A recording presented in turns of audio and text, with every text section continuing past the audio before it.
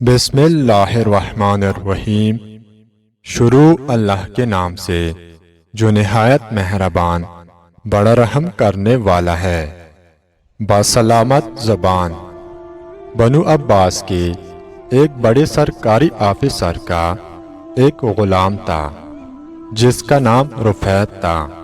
کسی غلطی کی وجہ سے آقا اس پر ناراض ہو گیا اور اس کے قتل کا فیصلہ کر لیا۔ جب رفیت کو اس کے ارادے کا علم ہوا تو وہ وہاں سے بھاگ نکلا اور امام جعفر صادق علیہ السلام کے پاس پہنچ کر ان سے پناہ طلب کی۔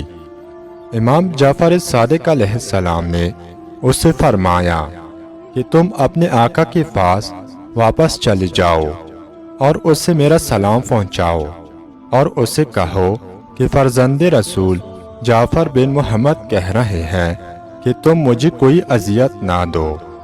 غلام نے کہا، مولا، میرا آقا تو شامی ہے اور آپ اچھی طرح سے جانتے ہیں کہ اکثر شامی آپ کے خاندان کے مخالف ہیں۔ اگر میں نے اس سے آپ کا پیغام پہنچایا تو وہ اور زیادہ ناراض ہو جائے گا۔ امام جعفر صادق علیہ السلام نے فرمایا، تمہیں فکر مند ہونے اور ڈرنے کی کوئی ضرورت نہیں ہے، تم اسے میرا یہ پیغام پہنچانا۔ آپ کا فرمان سن کر غلام اپنے آقا کے گھر کی طرف روانہ ہوا۔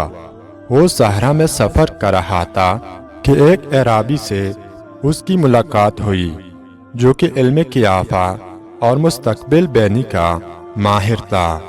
اعرابی نے اس سے دیکھا تو کہا، تم کہاں جا رہے ہو؟ مجھے تو تمہارے چہرے پر موت کی پرچیاں حرکت کرتی دکھائی دیتی ہے۔ پھر اس نے غلام کے ہاتھوں کو پکڑ کر دیکھا تو کہا، یہ ہاتھ بتاتے ہیں کہ تم بہت جلد قتل ہونے والے ہو۔ پھر اس نے غلام کے قدموں کو غور سے دیکھا اور کہا، یہ پاؤں موت کی طرف جا رہے ہیں۔ الغرض وہ غلام کے ایک ایک عضو کو دیکھتا گیا اور اس کی موت کی پیشن گوئیاں کرتا گیا۔ آخر میں اس نے کہا کہ اب تم مجھے اپنی زبان دکھاؤ۔ غلام نے اس سے زبان دکھائی تو اس نے زبان کو بڑی توجہ سے دیکھا اور کہا، موت سے مت ڈرو، مجھے تمہاری زبان پر ایک پیغام دکھائی دیتا ہے۔ اگر تم وہ پیغام پہاڑوں سے بھی کہو گے تو بھی وہ تمہاری اطاعت کریں گے۔ غلام نے اپنا سفر جاری رکھا یہاں تک کہ وہ اپنے آقا کے دروازے پر پہنچ گیا۔ اس سے دوسرے غلاموں نے گرفتار کیا اور اس کے آقا نے کہا کہ اسے فوراً قتل کر دیا جائے۔ غلام نے کہا، امیر، آپ ٹھہر جائے اور جلد بازی سے کام نہ لے۔ آپ لوگوں نے مجھے گرفتار نہیں کیا، میں خود اپنے پاؤں چل کر آپ کے پاس آیا ہوں۔ آپ کو مجھے قتل کرانا ہے تو بے شک کرائیے، لیکن قتل سے پہلے آپ مجھے تنہائی میں وقت دے اور ایک پیغام سن لے، اس کے بعد اگر آپ کی مرضی ہو تو مجھے قتل کرا دے۔ اس نے تمام نوکروں سے کہا کہ تم سب یہاں سے چلے جاؤ۔ جب سارے نوکر وہاں سے چلے گئے تو غلام نے کہا، میرے اور تمہارے آقا جعفر بن محمد تمہیں سلام کہہ رہے تھے اور انہوں نے فرمایا کہ وہ میرے ضامن اور جائے پناہ ہے۔ شامی امیر نے حیران ہو کر کہا، کیا تم قسم کھا کر کہہ سکتا ہے کہ امام نے مجھے سلام بھجوایا ہے؟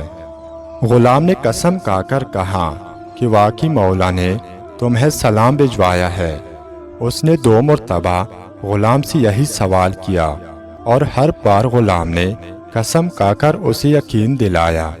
یہ سنا تو امیر نے اس کی رسیاں خود کھولی اور کہا، مجھے سکون تب ملے گا جب تم یہ رسیاں مجھے باندھو گے۔ غلام نے کہا، میں آپ کے متعلق یہ جسارت نہیں کر سکتا۔ بعد ازاں اس نے اسے اپنی انگشتری دی اور کہا، آج سے میرے تمام معاملات کے نگران تم ہی ہوگے، میری تمام دولت تمہارے ہاتھ میں ہوگی، اسے جیسے چاہو خرچ کرو۔ یوں امام کی سفارت سے غلام کو یقینی موت سے نجات مل گئی اور وہ اپنے مالک کا مختار عام بن گیا۔